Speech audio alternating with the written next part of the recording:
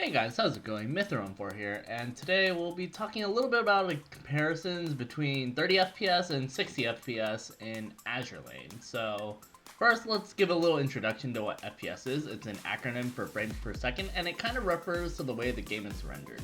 Typically, in video games, a higher FPS means that you get more smooth animation and less frame drops. And recently with the 1.7 gig update with the new UI, Azur Lane now has the option to be played in 30 FPS, which is what we were playing in before the update, or in 60 FPS, which is the new addition. This video is going to focus a little bit more about the differences between the two options and how they affect manual gameplay, since that's where the differences are felt the most as a manual player myself.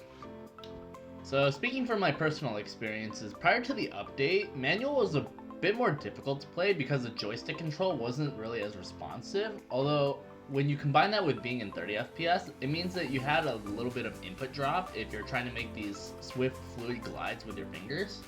Flick shooting the barrage was a little harder as well since there was a queue time with your joystick commands. It basically made it so that you may as well just hold the button and aim carefully rather than try and snapcast your barrage. And whenever you deployed aircraft, you would get slowdown because all the aircraft would start flying through the screen, and then the frame will drop when you deploy multiple barrages. That in mind, let's go through a little bit of what the differences are with the frame rates. So here we have a few side-by-side comparisons with 30 FPS on the left and 60 FPS on the right, comparing a few of the simpler boss fights. Just so that you get an idea of some of the differences.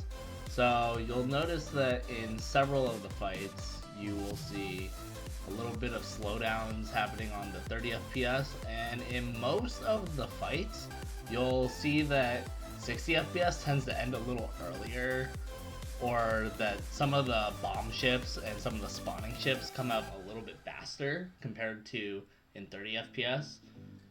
Additionally, damage numbers come up a lot more fluidly in 60 FPS, so you actually understand when you're actually taking damage.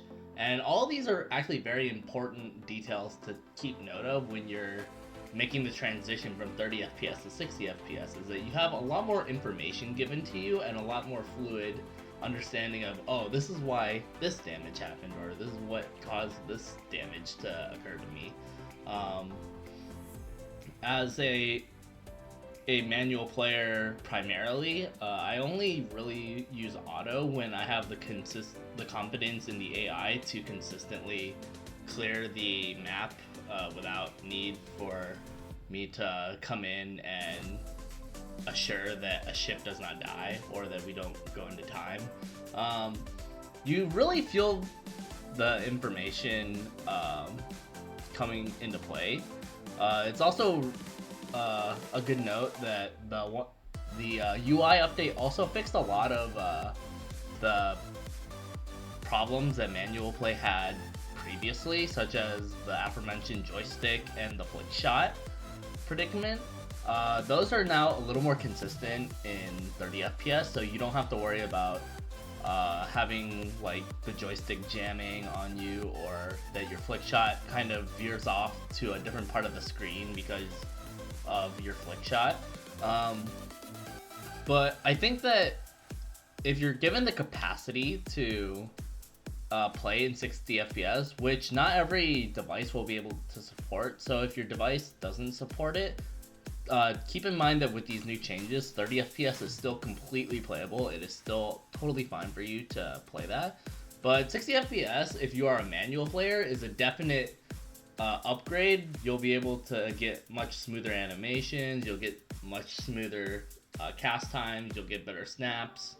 It's very important once you get to the later stages. Here I only really demonstrate on some of the simpler stages, so where you can start to feel and start to like slowly analyze the predicaments. But when you get to worlds such as 10 Bore, and really once you get to like world 10 and onwards, the 60 FPS changes really help you, primarily when you get struck by a lot of air raids, or if you're getting a lot of torpedo spam on the screen. You'll start to feel frame drops not coming out really at all, as far as I've felt. Currently, I'm playing these videos via Mimu, which is an Android emulator for the computer, and it simulates a tablet. I believe it is a ZTE Blade Z Max that it is emulating, and you can see that it's perfectly fine. I also play off of the phone on my primary account, and that is an Android phone as well. It's a pretty new phone. This is from 2017, 2018, from Motorola.